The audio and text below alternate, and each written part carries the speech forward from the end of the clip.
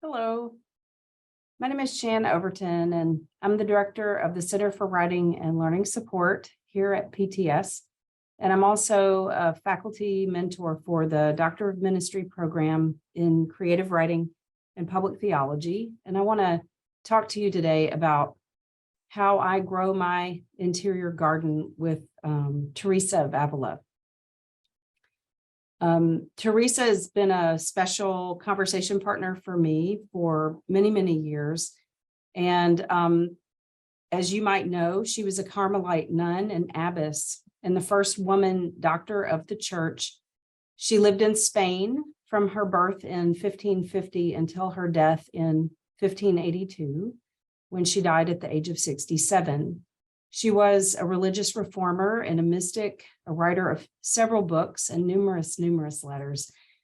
She's known as a mystical theologian and was a devoted spiritual friend to many people, including St. John of the Cross. The time that she lived in was a time kind of like ours. It was a time of radical social, racial, political, economic, and religious tension. The Protestant Reformation was sweeping Europe, and the Spanish Inquisition meant real, potentially mortal danger for anyone accused of betraying Catholic orthodoxy. So her context, like ours, was tumultuous, fraught with challenge and change and possibility. In the midst of all this, she devoted her life to prayer and practiced a kind of prayer known as mental prayer, which was considered risky at the time because instead of vocalizing prayer out loud so that others could hear it and keep tabs on what you were saying, the practitioner was praying in quiet in an internal manner, focused on God alone. This practice was done without a wider audience, without the need to perform for others. This was a form of prayer that had to do with developing an interior life, which is something that's been a meaningful path for me personally to pursue. Because Teresa was so deeply interested in this form of prayer, and because it was generative and grounding for her in her life and in her faith and in all the work that she did, the inquisitors of the Spanish Inquisition required her to write accounts of it. In effect, they wanted to examine its legitimacy and make sure it was orthodox. And so in writing the process down, Teresa was forced to take a risk that could have cost her life. But in doing so, she left behind a legacy that's been rich for me and for many people prior to me, and I'm sure after me. One of the accounts that she gives is found in her autobiography, which is known simply as the Book of Her Life, which was completed sometime around 1562. And in it, she writes about having a conversion experience during a Lenten season while reading Augustine's Confessions.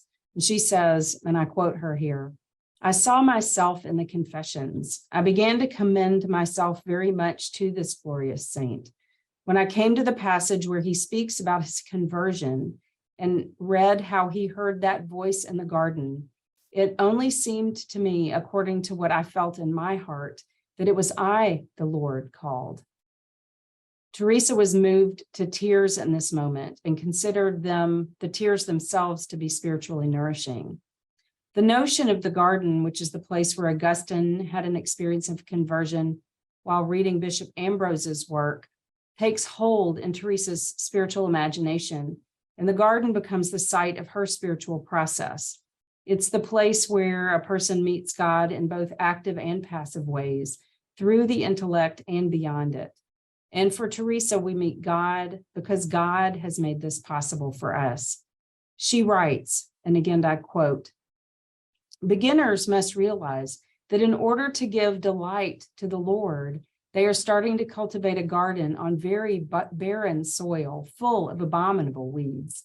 His Majesty pulls up the weeds and plants good seed. Now let us keep in mind that all of this is already done by the time a soul is determined to practice prayer and has begun to make use of it. And with the help of God, we must strive, like good gardeners, to get these plants to grow and take pains to water them so that they don't wither. but come to bud and flower and give forth a most pleasant fragrance to provide refreshment for this Lord of ours. Then he will often come to take delight in this garden and find his joy among these virtues. As I read her, I think about how our souls are gardens that are thirsty for God, much like the deer in Psalm 42, who long for the water brooks. Our job through interior prayer is to water the garden so that it flourishes and becomes a place where God can delight and return again and again. When I water my interior garden, I'm making an inviting space where God can enter. And I'd like to walk briefly through this practice of watering the interior garden, following Teresa's example as she describes it in a couple of places, both in the autobiography and in another book called The Interior Castle. The practice goes a little like this, and I'm just going to commend it to you, is to close your eyes if you feel comfortable, or focus them downward softly if you'd rather keep them open. Feel your feet on the floor, making contact with it. Then put your hand or hands on your chest and take a moment to feel your breath, which connects you and me to the breath of the living God. And then move your hands comfortably to your lap and sit tall without overextending yourself. And take a moment to imagine a garden somewhere beautiful. It could be small, a single potted plant in your apartment window. It could be a large enclosed space with many flowers and herbs and fruit trees. It could be a single vine growing on the side of the building where you work. Wherever it is, let it be lovely and let it be your garden. If your attention wanders during this imaginative event, if it wanders to the troubles of this day or things that you have to do, simply come back to the garden, refocusing, remembering that this is a place of abundance and beauty and safety, both provided for us by God and a place where we can meet God. Now, if you look around, you might see a well in your garden. Take some time to draw water from this deep, cool well and pour it on your plant or your plants, tending your garden. Again, if your attention wanders to the troubles of the day, simply come back to the garden and water it, remembering that it is a place of abundance and beauty and safety, a place with God. Take a moment and admire your garden. See it flourishing.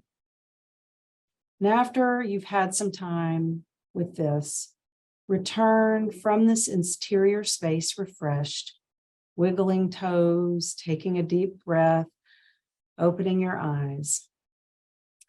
I think what I receive from Teresa through her writing is a gift. And it's a gift from somebody so deeply devoted to God that she would share her interior life with other people so that we can learn. And she would do this at risk to herself. As someone who centered her life on God, who pioneered ways of prayer that can guide other people, Teresa teaches us the importance of having an interior life all the time, but especially during tumultuous times. This mental prayer, the practice of contemplation and meditation, can slake our thirst, our longing for God. Prayer can sustain us in difficult and dangerous times and can assist us in letting our light shine before others, as the gospel urges us to do.